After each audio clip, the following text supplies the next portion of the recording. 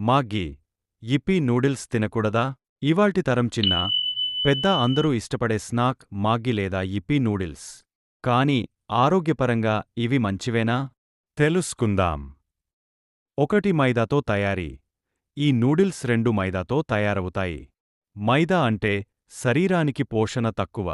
తరచు తింటే జీర్ణ సమస్యలు, బరువు పెరగడం మొదలవుతుంది. 2. ఉప్పు మరియు రసాయనాలు.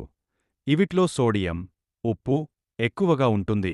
ఇది అధికంగా తింటే బీపీ, హార్ట్ సంబంధిత సమస్యలు వచ్చే అవకాశముంటుంది. 3. పోషకాహార లోపం. వీటిలో ప్రోటీన్, ఫైబర్, విటమిన్లు చాలా తక్కువ. కడుపు నిండుతుంది కానీ శరీరానికి ఉపయోగపడదు. ఆరోగ్యాన్ని దృష్టిలో పెట్టుకుని వారానికి ఒకసారి లేదా అప్పుడప్పుడు తినడం మంచిదే.